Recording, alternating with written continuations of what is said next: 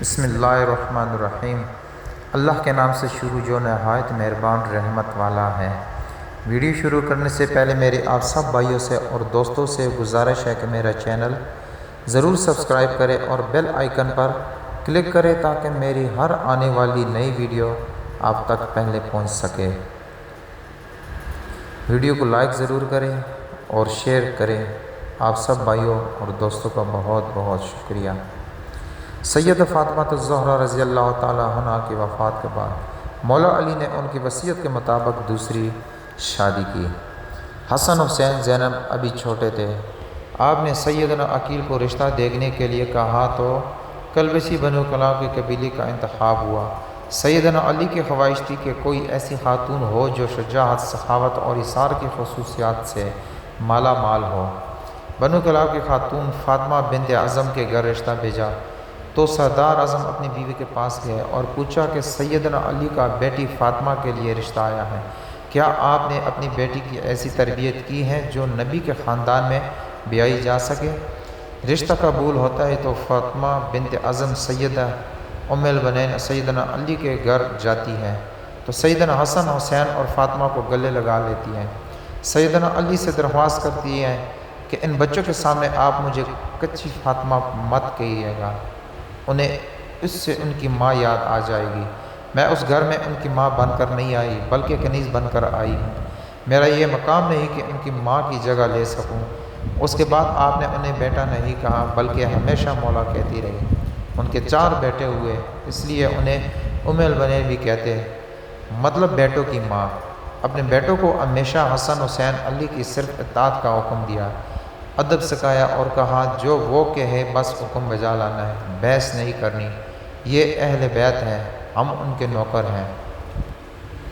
4 بیٹوں میں عباس ابن علی، عبداللہ ابن علی، جعفر ابن علی اور عثمان ابن علی تھے۔ سیدنا عباس علیہ السلام لشکر حسین کے سپہ سالار بھی رہے۔ شجاعت میں یہ ایک مقام رکھتے تھے، دونوں ہاتھ سے تلوار چلاتے تھے۔ جنگ صفین میں سیدنا علی نے ان کو بھیجا تو محمد بن حنفیہ کہتے کہ مولا آپ صرف عباس کو کیوں آگے بھیجتے ہیں؟ تو سیدنا عباس کہنے لگے حسن حسین میرے ابا کی آنکھیں ہیں اور میں ان کا بازو، اور بازو ہمیشہ آنکھوں کی حفاظت کرتے ہیں۔ حالانکہ عمر میں حسن حسین سے چھوٹے تھے، مطلب کہ یہ سوال بھی نہیں بنتا، ماں کی تربیت ہر مقام پہ جھلکتی تھی۔ واقعہ کربلا میں جب ایک ایک کر کے لشکر حسین کے سپاہی شہید ہوتے گئے تو سیدنا عباس نے مولا حسین سے درخواست کی کہ مجھے جانے دے۔ سیدنا حسین ان سے تلواریں لے لیتے ہیں کہ بس عباس تم پانی لے آؤ۔ آپ پانی لینے جاتے ہیں تو یزیدی لشکر ان پر حملہ کر دیتے ہیں، دونوں بازو کاٹ دیے جاتے ہیں۔ وہی جنہوں نے حسین کی حفاظت کرنی تھی، گھٹنے میں تیر لگتا ہے، حسین عالی مقام کی آنکھیں بھر آتی ہیں۔ سیدنا عباس مولا حسین سے درخواست کرتے ہیں کہ میرے گھٹنے سے تیر نکال دیں اور کہتے ہیں کہ مولا میری والدہ سے کہہ دیجیے گا کہ عباس کے دونوں بازو نہیں تھے، اس لیے صرف آپ کو تیر نکالنے کا کہا۔ یہ وہ ادب تھا، وہ اطاعت تھی جو سیدہ ام البنین کی تربیت تھی، جنہوں نے ساری زندگی نبی کے اس گھرانے کی کنیز بن کر گزار دی۔ آپ کے 4 بیٹے اس جنگ میں شہید ہو گئے۔ علی کے 5 بیٹوں نے اس میں جام شہادت نوش کیا، جس میں 4 سیدہ ام البنین کے فرزندان تھے جو لشکر حسین کا نہ صرف حصہ بنے بلکہ امام عالی مقام پر اپنی جان تک قربان کر دی اور ساری عمر کبھی زبان پر کوئی سوال نہ لائے۔ واقعہ کربلا کے بعد جب قاصد خبر لے کر مدینہ منورہ پہنچا، سیدہ ام البنین کو جب بیٹوں کی شہادت کی خبر ملی تو کہا عباس شہید ہوا، جعفر شہید ہوا، عثمان شہید ہوا، عبداللہ بھی شہید ہو گیا۔ فرمانے لگی سب چھوڑے میرے مولا حسین کو بتائے تو بتائے گا وہ بھی شہید ہو گئے۔